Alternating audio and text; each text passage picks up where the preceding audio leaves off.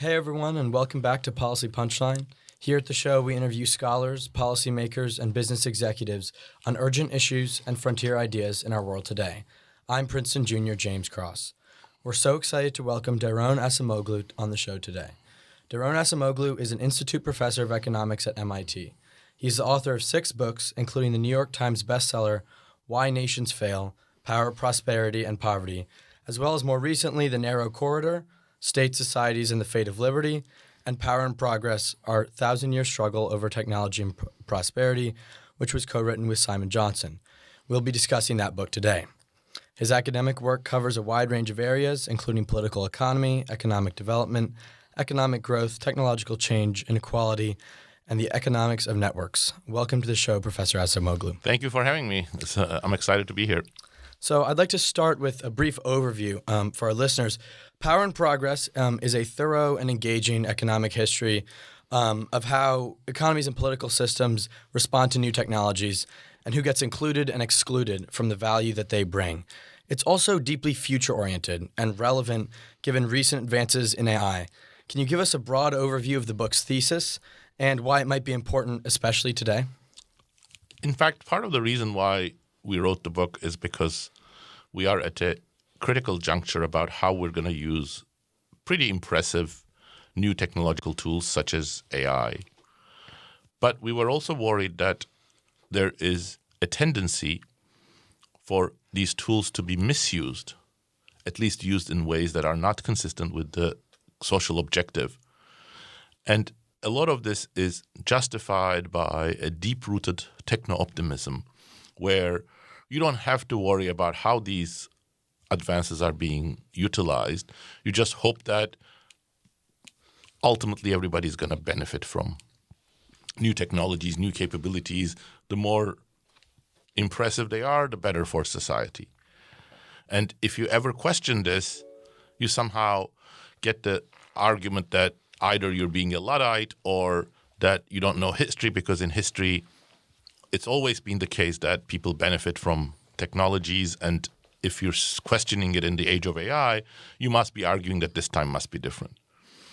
And in fact, both deep understanding of economic forces and a reading of history relevant to these questions both suggest that reality is more complex. In economics, there are a bunch of forces that imply technologies don't always bring benefits to workers. If technologies are associated with control of information, they may actually undermine democratic systems. And history is full of examples of technologies that have impoverished people, have created much more negative disruption than benefits. And it also teaches us how we can harness these technologies for the social good. So the reason why the book is subtitled Our 1,000-Year Struggle Over Technology and Prosperity is because we think history teaches us that there has been a consequential struggle over how to use technology. And when we have done the wrong choices, when we've made the wrong choices, we haven't benefited from them. So it's a forward-looking book because we think we can learn from history and we can learn from economics and politics to actually make the right choices and steer AI in a more beneficial direction. But we're also worried that right now we're moving in the wrong direction. Right. And so just to look specifically at some of the examples that you cite in the book, why don't we start off with the Industrial Revolution? Now, the traditional story of the Industrial Revolution is that there were technological advancements. There were some people left behind, people in poor working conditions, but ultimately it was sort of automatic and inevitable that we would end up at higher standards of living and a better economic place than before.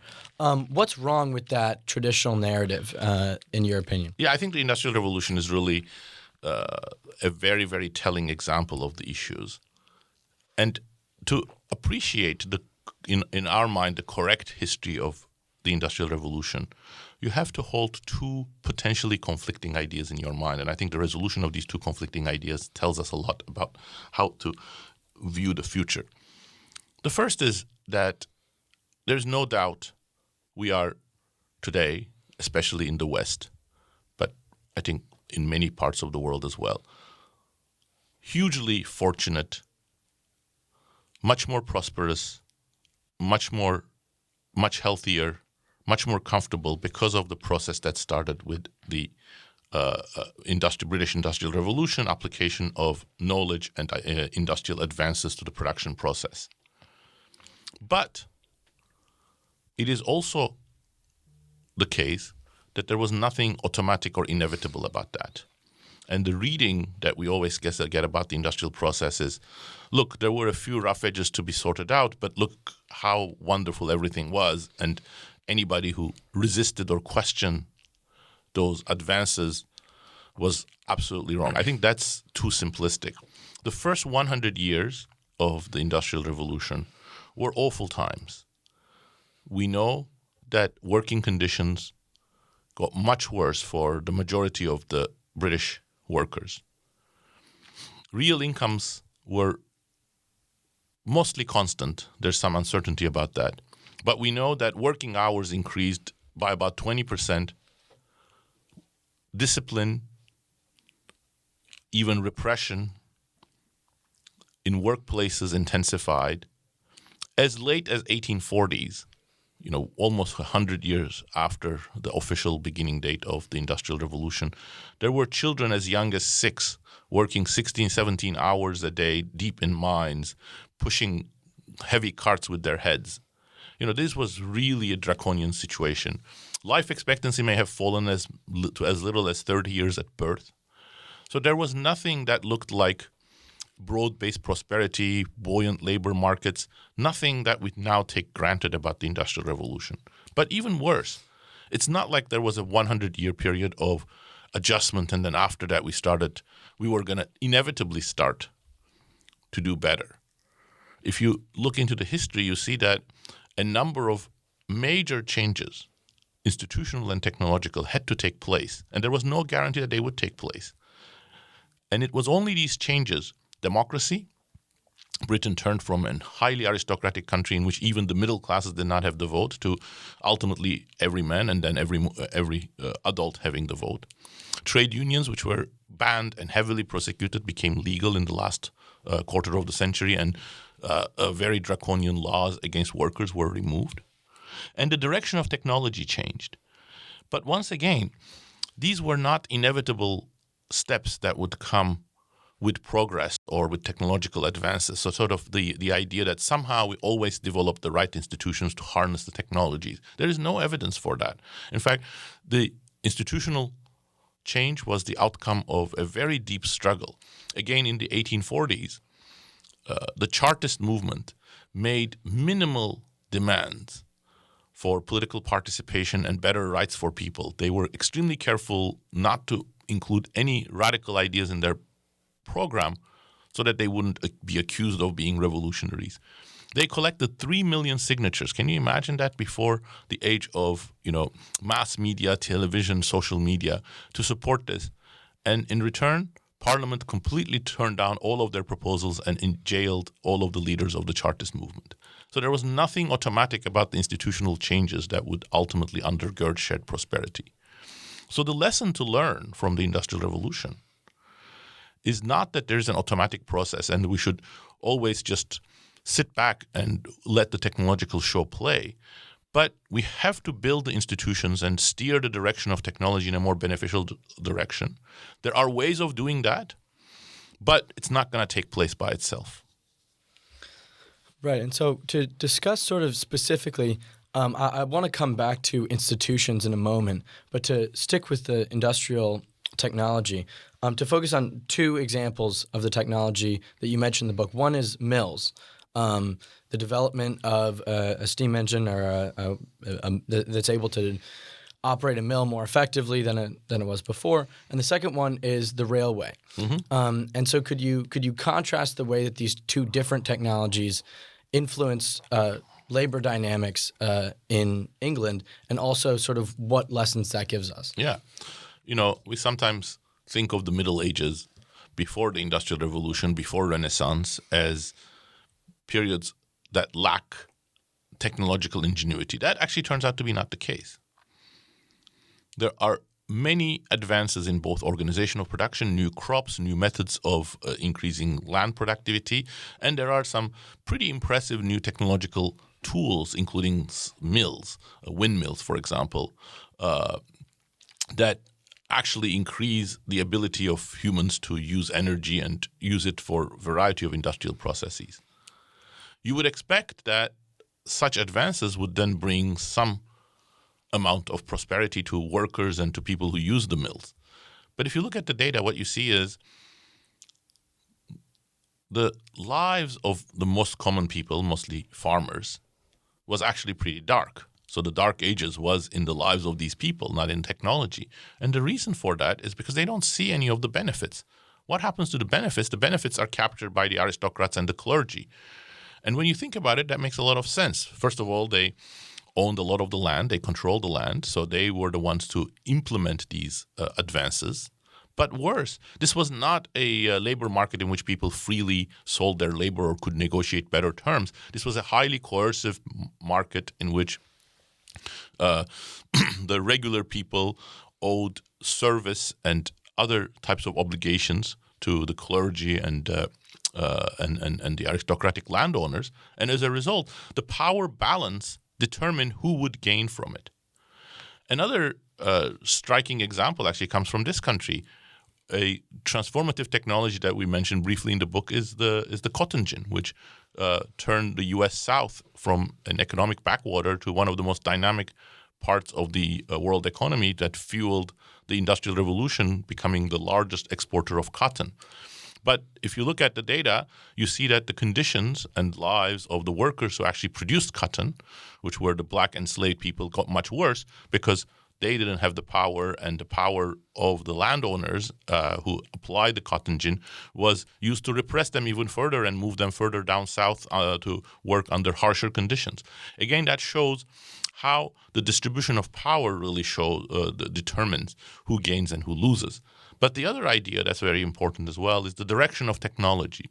If technology just goes in the way of automating work, displacing, sidelining workers, there's less ability of workers to get some of the benefits. In fact, if I'm making labor irrelevant to the production process,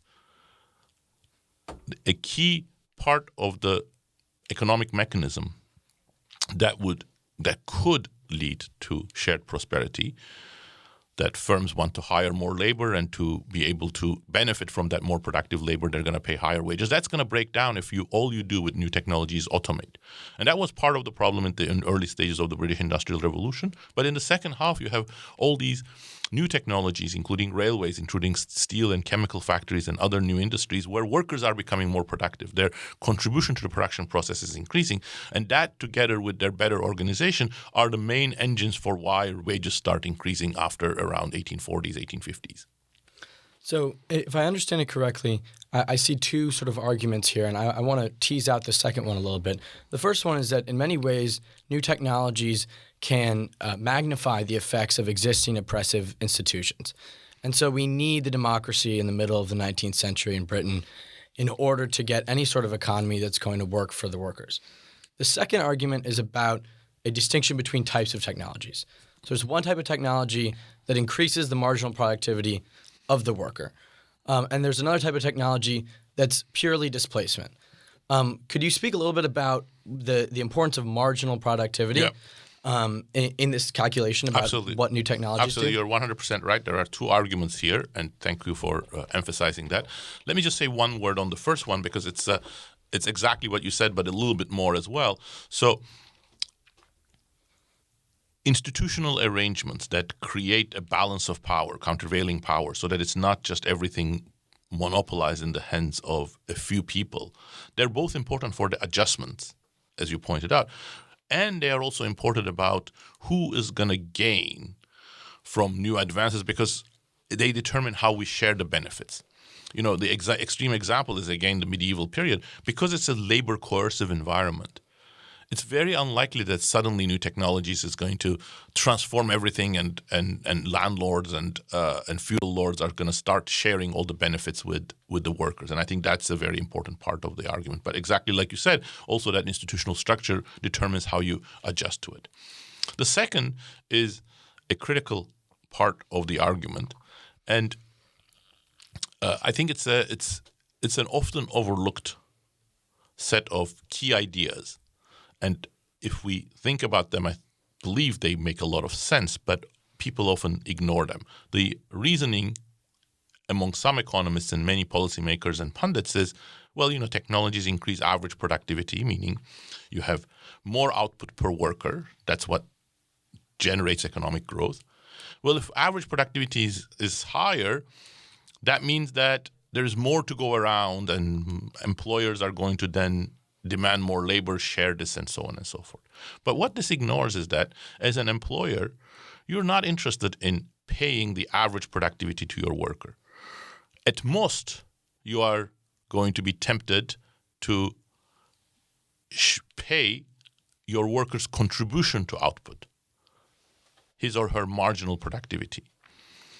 And in some simple models we write down or use for interpreting the world, average productivity and marginal productivity move together.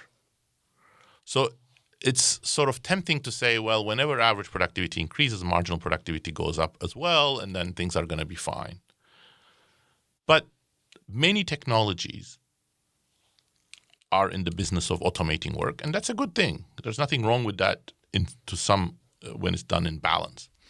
Automation means we take some of the tasks that humans used to do, and sometimes these are hard tasks, physically demanding, dangerous, and machines, heavy machinery or algorithms start doing them.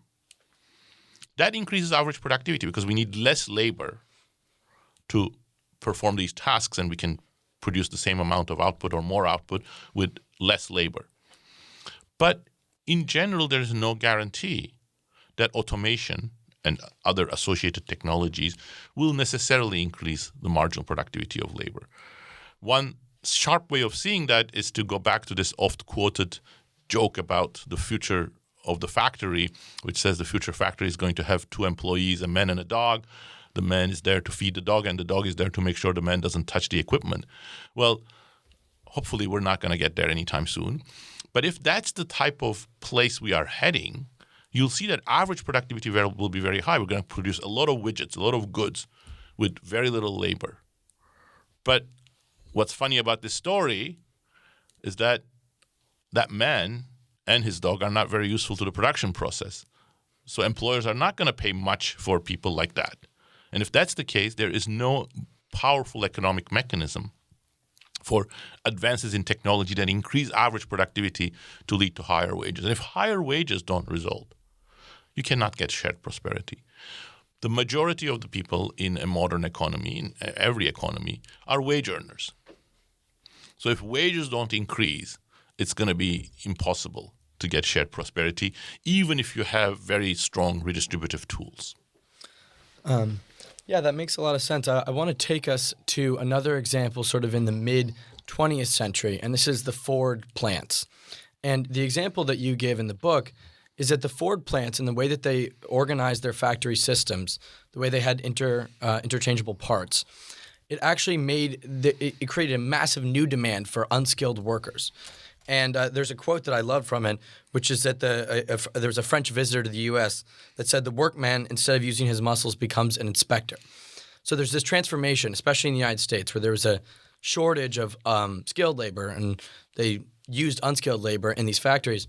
And they were able to take unskilled workers and turn them into operators on the factory line. But the same developments that allowed Ford to create his assembly lines, those same developments have continued, I would argue, or some might argue, in the same track. It's the same path of development. The factories have become more efficient. They're better machines. But that same development that made a massive new demand for workers back in the mid-century now almost resembles the man, the dog, and the robots.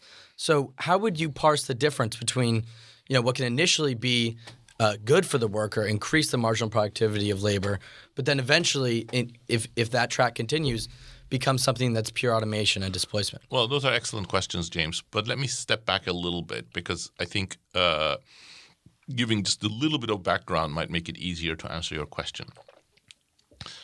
So I've emphasized automation, and I've also cast some doubt on the idea that if all we do with new technology is automate, we're going to form the basis of shared prosperity with wage growth, employment growth, and so on. But then you'll be right to ask, how is it that we actually achieved decades of shared prosperity, some in the beginning of the 20th century, several decades after World War II, where wages grew rapidly? How is it that things were turned around in the second half of the 19th century in Britain and in the United States?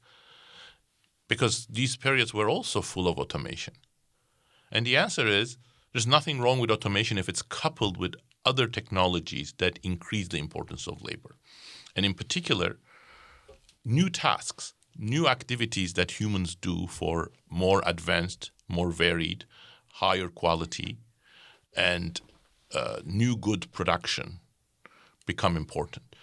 And if you look at many periods in history, what you see is that these new tasks are essential for increased labor demand, especially because many of these periods also have a lot of automation. So some people are being dislocated from the industries and the jobs that they were doing.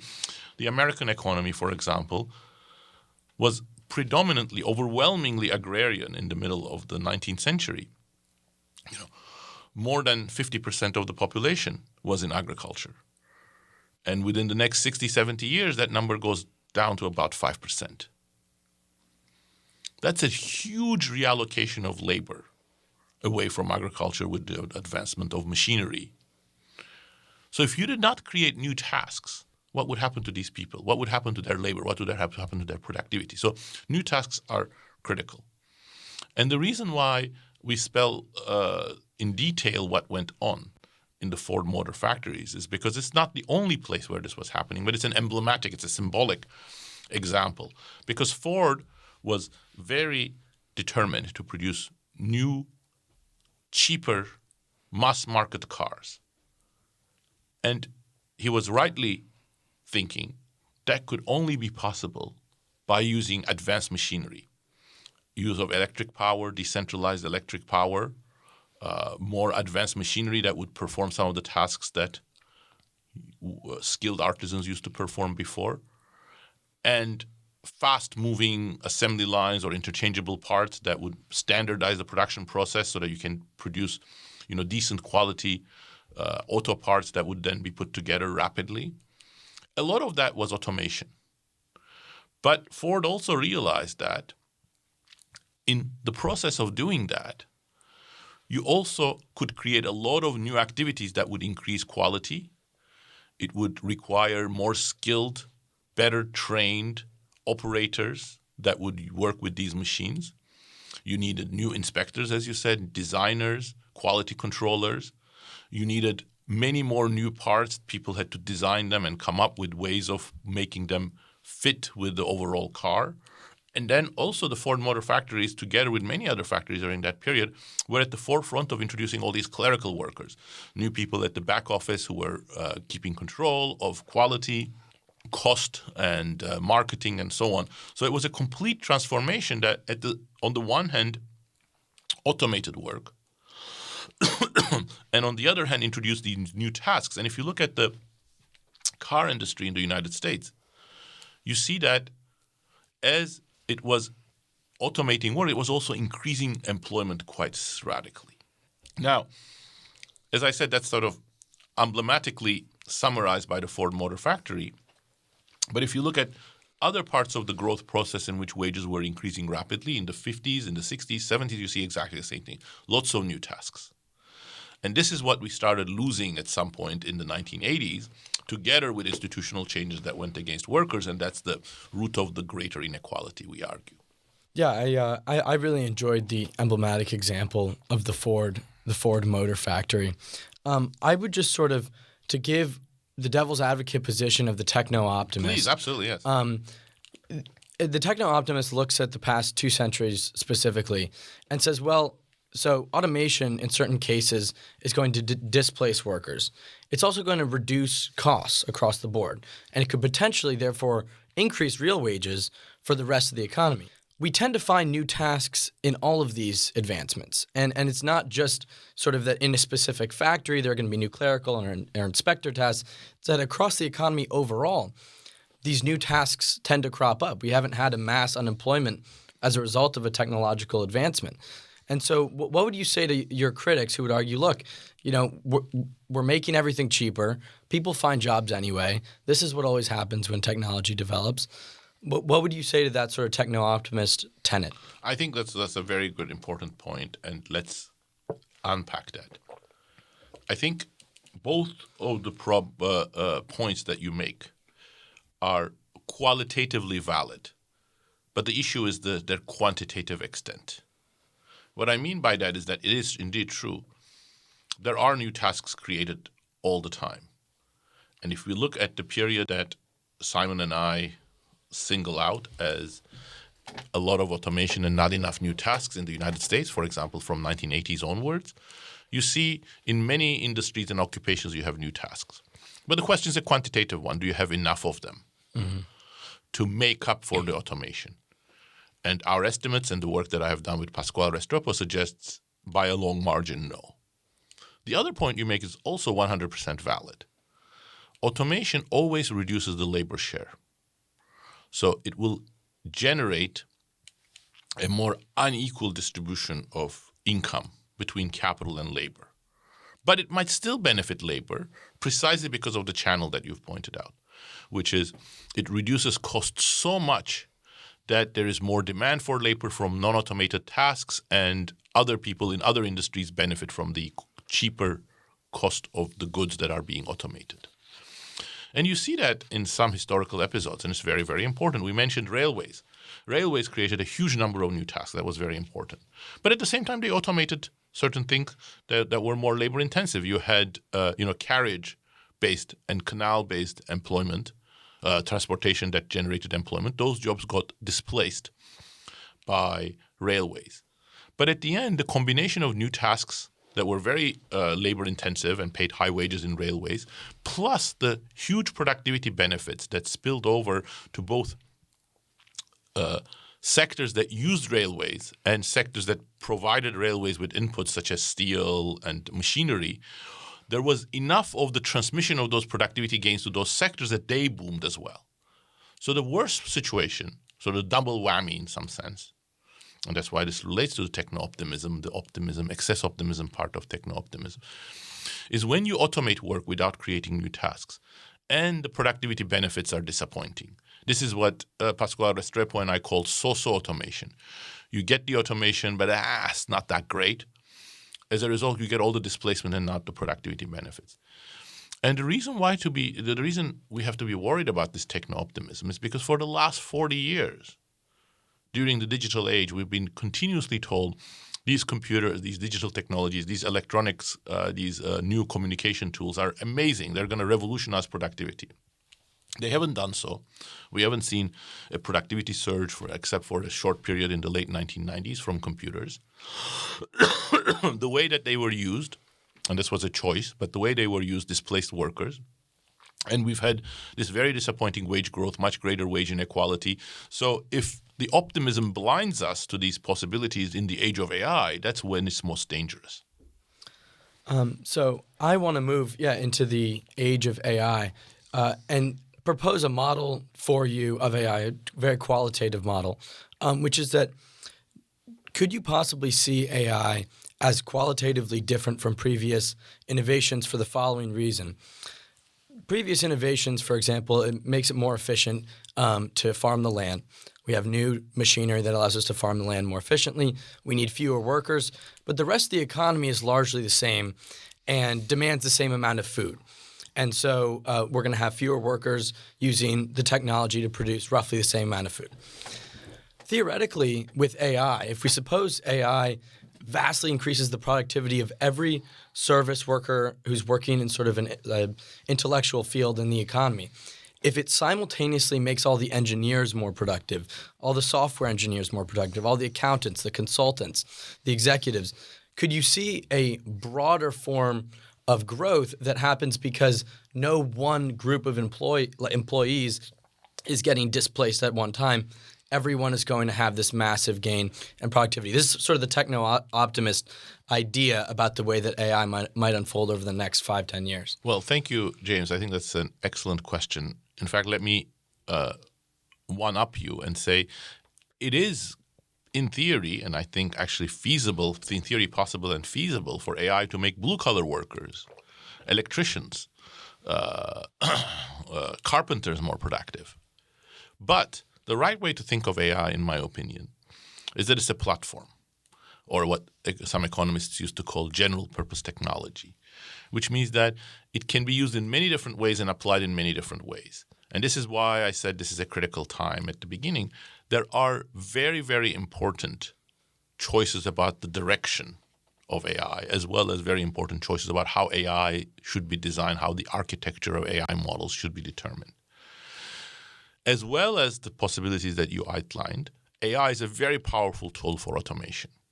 In fact, pre-generative AI that has been spreading in the US economy, not like mega rapidly, but at some brisk pace since around 2016-17, has been used, we find in some recent work that we did, mostly for automation.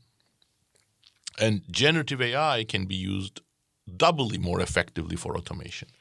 If, the current models are not super reliable, they hallucinate, they give up crazy information, they don't understand context, but things are going to improve.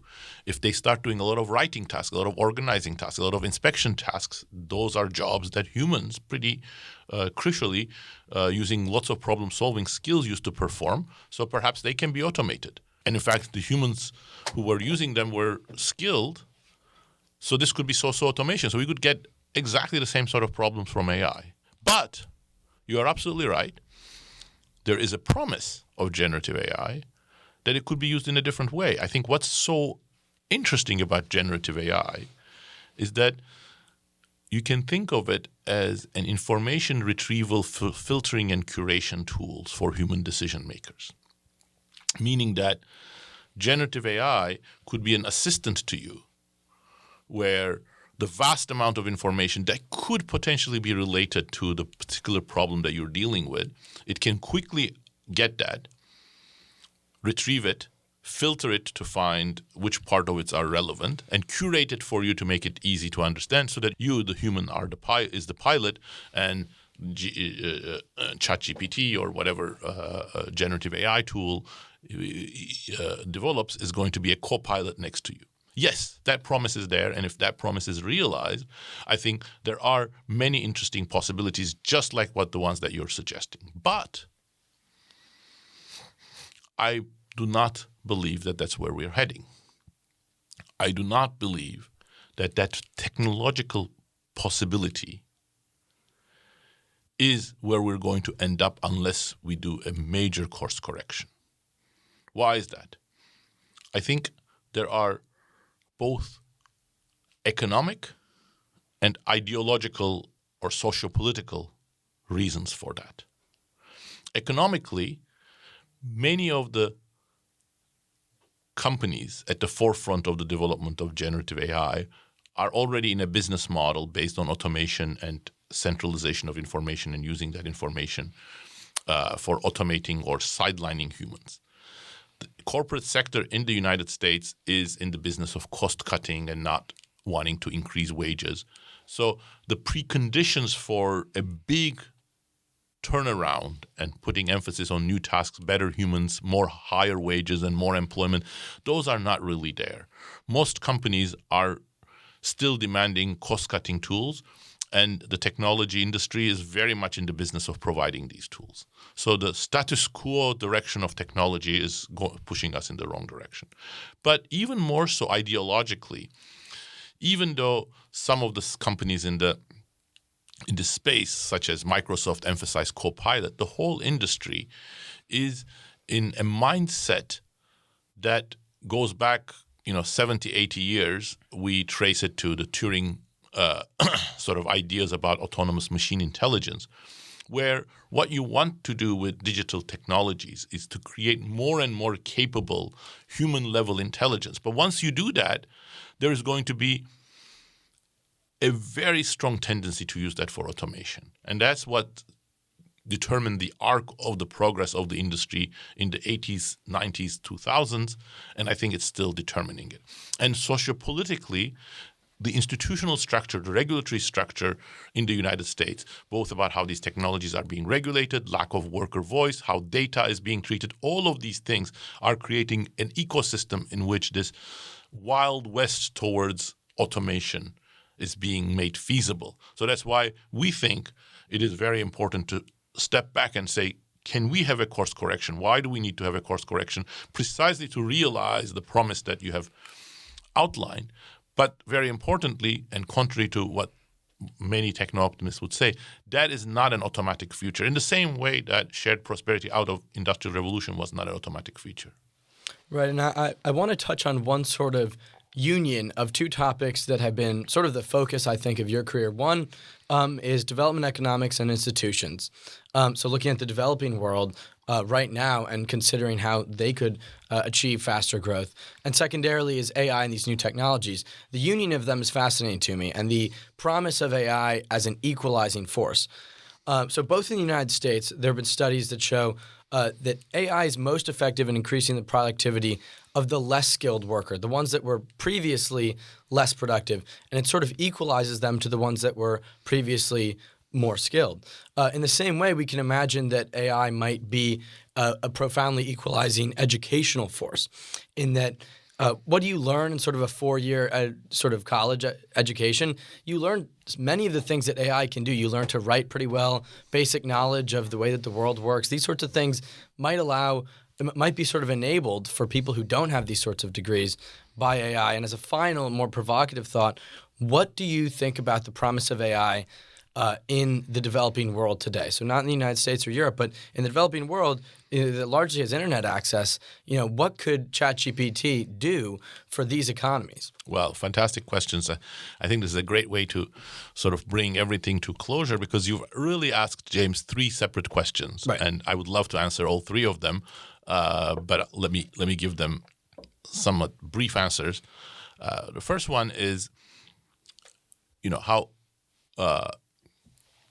this brings different strands of my work. You're 100% right. Throughout my career, I've worked on a number of topics, but many of those center around understanding the problems of economic development, poverty around the world, and especially the role of institutions. And the other one was about new technologies, inequality, productivity in mostly developed world. And I was always convinced political economy, institutional factors are critical in the latter. But it took me until now to find a kind of framework to put the two together. And that's one of the things that the Power and Progress does, is to sort of bring these institutional political struggles in the context of technological progress. Now, let me now jump to your third question, which is about developing countries, because I think that sort of follows very naturally from that. And then I'll come to the equalizing role of AI at the end. Now, the other side of the coin is how do we think about technology in the context of economic development? And I think the picture that emerges from, say, Why Nations Fail, which I wrote with James Robinson, now almost 15 years ago, is the most important thing that you want to do in developing countries is not block technologies that are going to create new opportunities for people outside of the elite. And that's still true, but what that description misses is the direction of technology. What about different types of technologies that change inequality, factor demands, productivity opportunities within the developing world? And I think that's where we need to focus on.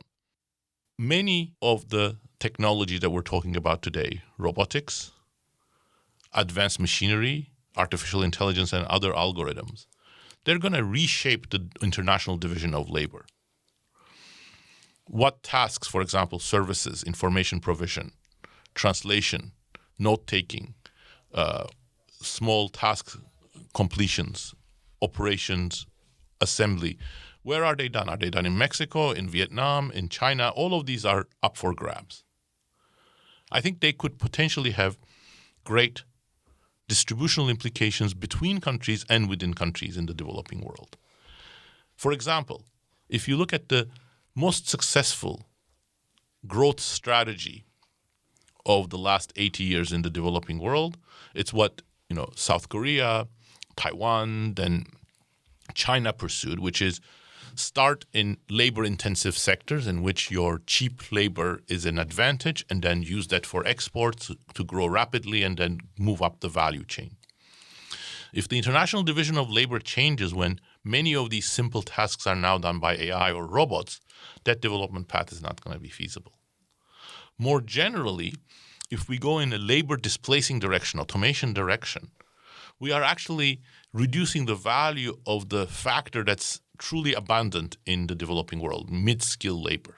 So it has huge implications for the developing world. On the other hand, if we actually find a way of complementing that labor, creating new tasks, making workers that have low or middle level of expertise act like even more expert workers, like you mentioned in the middle question that you asked, I'm going to come back to, that could be very useful for developing countries. So that's why I think this critical time is not just critical for American workers and German workers and Canadian workers. It's actually transformative for the rest of the world as well. So then let's come back to, again, the promise of AI, which is what you have mentioned. I think that's exactly right. Again, that is the promise, that if we can use these generative AI tools to take workers that have some degree of expertise, but A, train them better to be even more expert, B, provide them more accurate real-time information so that they can perform more complex tasks. That could be really transformative in terms of productivity and in terms of inequality. And let me give you examples. This is really feasible. Actually, with our current knowledge level, it's really feasible. Educators. One of the things that we know, we have some evidence on, is that individualized education programs or more personalized teaching works really well for children who are falling behind. But right now we don't have the resources, we don't have the means to implement that in any mass scale. Generative AI tools could be great if you train teachers to better understand AI and work with that in real time. AI can identify which students are having problem with material and how you can change it so that you can actually do a mass scale personalized education. Same thing for nurses, electricians. We're going to have a huge demand for electricians in this country. And we already have a shortage. We're not producing enough electricians. That's a training problem, but electricians are also not capable right now of dealing with the very advanced problems, that very different problems that we're going to be facing as we electrify the grid. Again, generative AI is a great tool.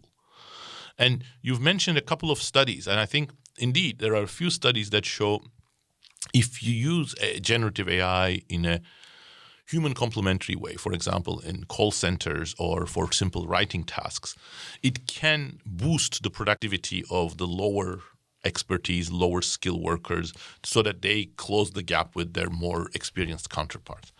But I see that as a proof of concept, absolutely a proof of concept showing that what you're just saying is correct. But if you look at where AI is being applied today in mass scale, like news acquisition and simple news writing like in Bloomberg or BuzzFeed, that's not what it's being used for.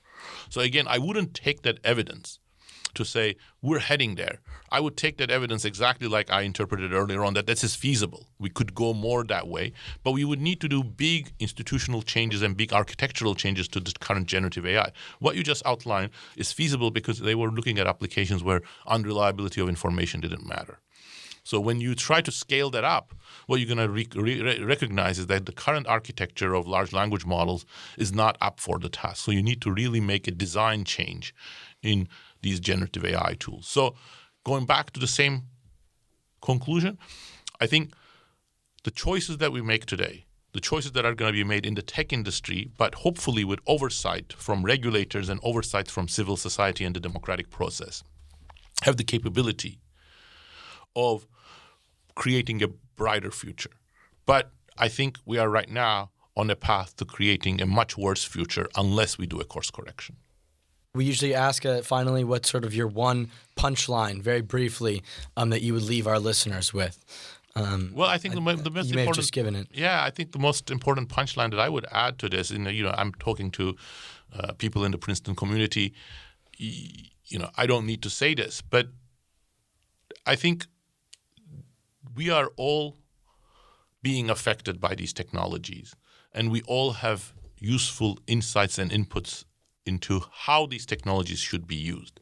I think it is very important for people to be engaged. Once you abandon the conceit of extreme techno-optimism, it becomes really crucial that future-shaping decisions are not made just by a few people, but they are made by society at large with input from people. And I think that's the most important thing for us to realize. Well, thank you so much for your time today. It's been a pleasure, and I hope you enjoy the rest of your visit to Princeton. Thank you, James.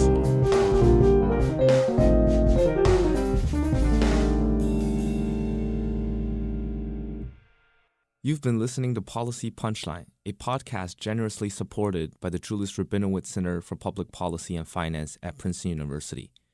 We would also like to encourage you to follow other podcasts produced by Princeton University, such as Politics and Polls by the Woodrow Wilson School of Public and International Affairs. Policy Punchline is intended to be informational only and does not reflect nor represent the views of Princeton University or the Julius Rabinowitz Center for Public Policy and Finance. For more information on subscription, donation, volunteering, or contact, please visit policypunchline.com. Thank you again for listening.